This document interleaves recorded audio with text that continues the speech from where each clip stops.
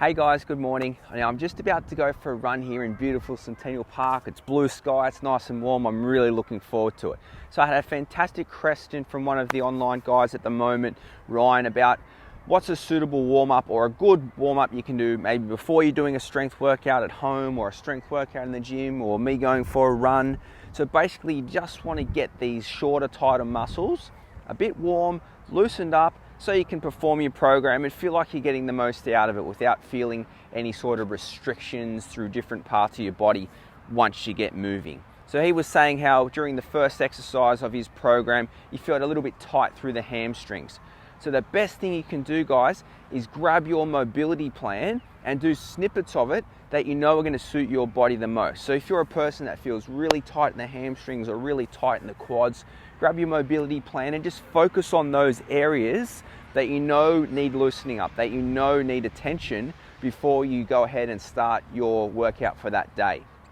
So once you get familiar with your mobility plan and familiar with your body and an understanding of what's going to work best for you, you can go ahead and do that on your own. But feel free actually to always ask me questions, whether it's in the group or through the app that we use for the online guys. So just ask me about your mobility and what's going to be suitable. So right now I'm just going to run through a quick little mobility plan that you can do just to get loosened up. Say for example, if you're going for a run like me or you're doing a strength workout from home. So basically we start from the top of the body to the bottom of the body, loosen things up, and then we're going to get moving. So it's good just to do some wrist circles to begin with, do some one direction, other direction, warm up to the shoulders. We go through all the different joints, just get everything going for the day into some shoulder circles. Okay, some big shoulder circles forwards. So don't just think you're moving your arms, think you're moving your whole shoulders forward and backwards. Okay, then we can go backwards, good big shoulder circles backwards, like that. Then we can do some reaching forward and in again, push the shoulders forward, lift the chest, push the shoulders forward, lift the chest. So just get some really good dynamic movement through that part of your body. Next, you can take your feet wide. We're going to go into some hip circles. So keep your legs straight, keep your back straight, hip circles so you can see from side on and keeping my neutral spine. So just do some little circles one direction and then you can go back the other direction. So this is an easy little mobility plan that you can just do to get yourself going. Okay, then you can get yourself a chair. So pretend this is a chair like you might have at home. Literally, then you're just going to do some of your sitting and standing, up and down, or from side view, up and down. Okay, so just nice and smooth, up and down. Get the whole lower body moving. Good, up and down, up and down. Okay, then you might spin around for a hamstring type stretch or a tabletop stretch. Hands on the bench or on the back of your chair. Push your hips backwards. Push your head and chest between your arms. So you're creating some good length through your hamstrings here. You can do some little bending, straightening of the knees. So lengthening, shortening through the hamstrings. If you want to take it further, you can do more on your hamstrings if you've got some hamstring mobility in your program. Pop your foot up on the edge of the chair, keep your chest up high. So some dynamic pulses forward and back, getting some length through the back of the leg here. Other side, so this one, Ryan would have loosened you up for those initial squats there. So forward and backwards, forward and backwards. Okay, you got your adductor stretch, which you can do kneeling on the ground. You've got a dynamic adductor stretch you can do standing, so take your feet nice and wide. Again, if you've got your chair, just put your hands on your chair. Just go from one side to the other side. Okay, get a good stretch through the inside of the legs here. Stretching one way, stretching the other way. Okay, side to side. So we're doing the back of the legs, the inside of the legs. Okay, you can do the front of the legs with the traditional standing quad stretch is fine, or also the couch stretch with your knee on the ground. Keep your chest up and always using this support. So just imagine you've still got your chair here, hand on the chair for extra balance. Okay, so you can do each side on this one. Get a bit of length through the front of the quads, front of the hips. Another good one for the lower legs and the calves is just putting your hands on the chair. Push your chair against the wall or something, and then you can see I'm walking out my lower leg. So I'm getting a good stretch through my calves, through the lower leg in the back there. So this feels really tight for me.